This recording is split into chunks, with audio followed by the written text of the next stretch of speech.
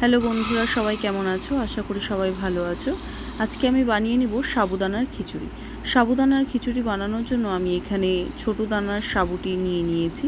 আমি বড় দানার সাবুটি পাইনি, তাই আমি এখানে ছোটো দানার সাবুটি ব্যবহার করেছি। তোমরা বড় দানার সাবু দিয়েও করতে পারো।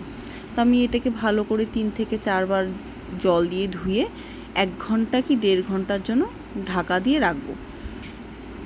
যেহেতু এটি ছোটো দানা, তাই সোক হতে বেশিক্ষণ সময় নেবে না, অনেকক্ষণের মধ্যে এটাই ভালো করে সেদ্ধ মতো হয়ে যাবে, আধ সেদ্ধর মতো।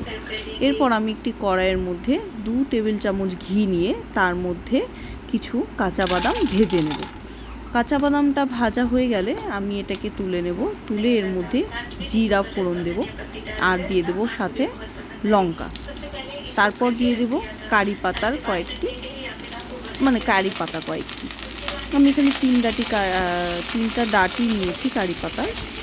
এটা ভালো করে ভাজা হয়ে গেলে আমি এর মধ্যে দিয়ে দেবো কিছু কাঁচা আলু, সেদ্ধ করা না, তোমরা চাইলে সেদ্ধ করাও দিতে পারো। আমি এখানে কাঁচা আলুটাই ব্যবহার করেছি। কাঁচা আলুটা ভালো করে ভাজা হয়ে গেলে আমি এর মধ্যে দিয়ে দেবো লবণ, দিয়ে দেবো কাজু বাদাম, আর দিয়ে দেবো টমেটো।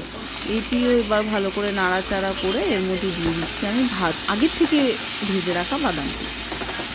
এরপর এটাকে ভালো করে নাড়াচাড়া করব।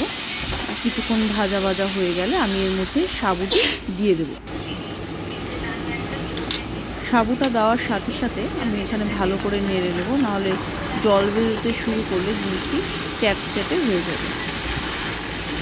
আমার ভালো করে নাড়া দেওয়া হয়ে গেছে। এরপর আমি এখানে দিয়ে দিচ্ছি কালো জিরের গুঁড়ো, ব্ল্যাক পেপার, আর দিয়ে দিচ্ছি সামান্য লবণ। এরপর এটাকে ভালো করে মিশিয়ে নামিয়ে নিলে তৈরি আমার সাবুদানার খিচুড়ি। কেমন লাগলো আমাকে সাবস্ক্রাইব করবেন।